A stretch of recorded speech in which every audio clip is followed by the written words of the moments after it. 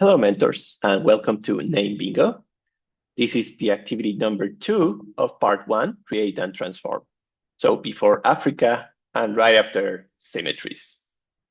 So what is this about? It's a quick introduction to the 3 moves and symmetries that we'll be using. So the flips and the rotation, 180 degrees. And it's just an easy way to introduce these moves that we'll do in the next activities.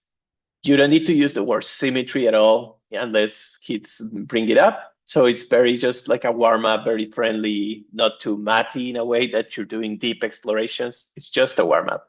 So what happens is you make teams of 2 students. And this is important because it helps that they check the moves themselves. Because if you play individually, one of the students may cheat or just inadvertently they would just maybe make a mistake. So if you're 2, they'll be like, hey, but this is not valid, and so forth. So this really helps the mentor, actually.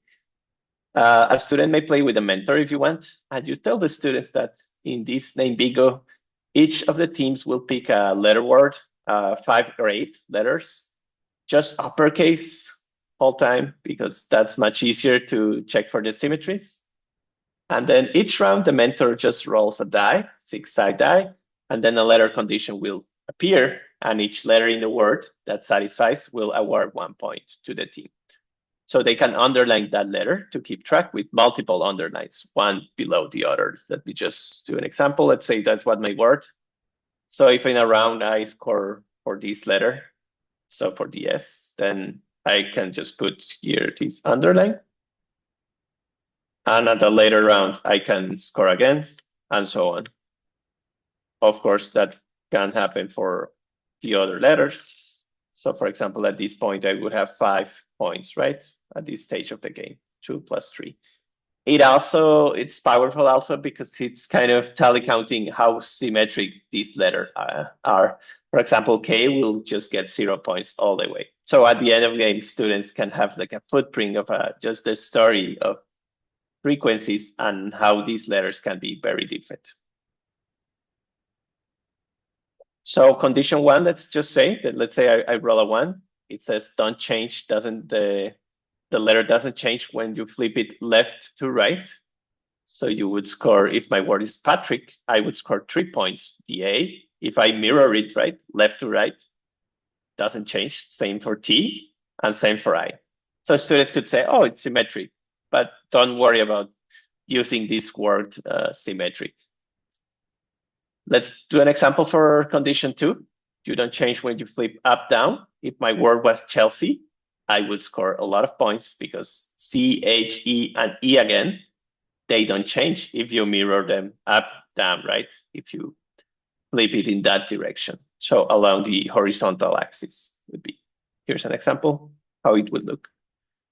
So just a quick note, the first 3 rounds, you can either roll the die secretly and pretend you just roll a 1, a 2, and a 3, or just tell your students directly that the first 3 rounds will actually do this. Maybe it's more satisfying the first way to kind of secretly roll and just pretend that you roll a 1, just for game purposes, that it's really a bingo and it's all random, but I let you decide. So this is just to help understand the rules.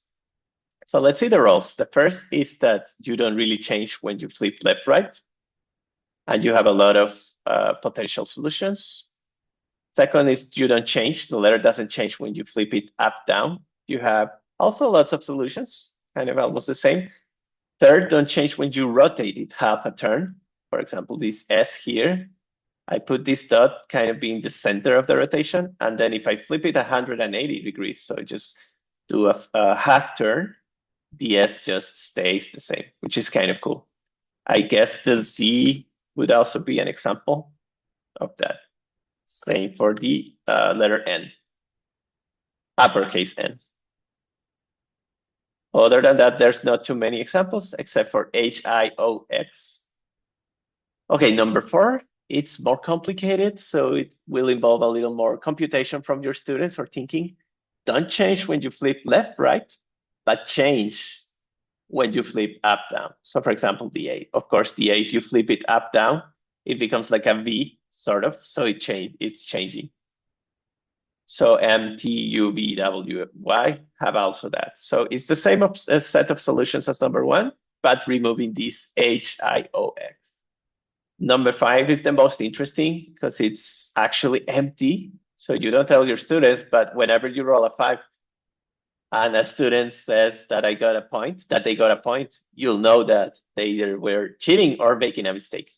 So don't change when flip up, down, nor left, right, but change when rotated half turn.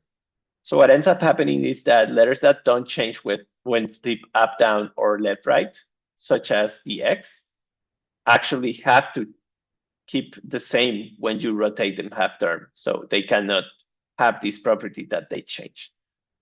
Later in the meeting, it's all about this property. So this is kind of the heart of the meeting right here, but you don't tell the students yet. It's just a tease.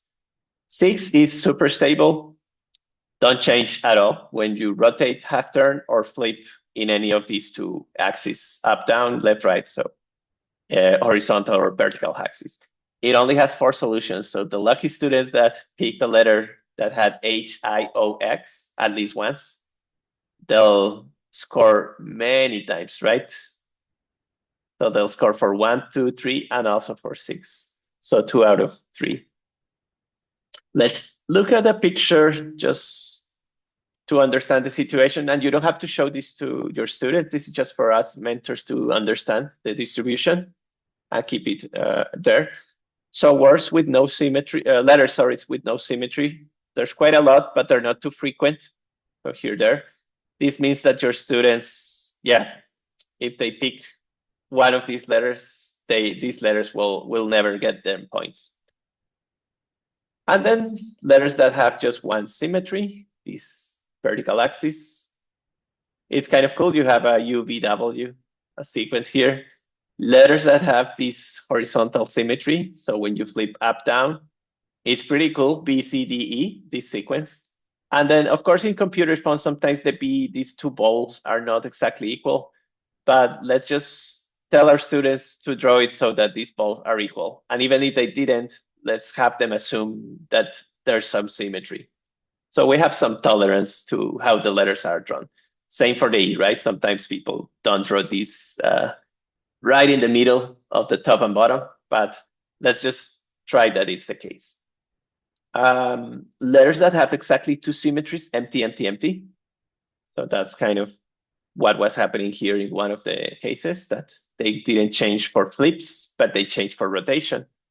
So it's gonna be empty anyways. And finally, the lucky ones, the letters that have all 3 rotations, that they're really stable. They never change when you flip in any of the directions or when you just do a 180 turn, H, I, O, X. Oh, and I forgot these 3 when you fully rotate. So N, S, C, and they kind of look similar in a way, right? Yes, it just goes right, left, right, like a snake. Somehow the Z also, and the N in the other direction. So that's the game. I hope you enjoy it. Don't spend much time and don't go fully into the math, because art symmetry, the next activity, will actually keep going in that direction. So you don't need to stay much this name bingo. Okay, have fun, and I see you in another video. Goodbye.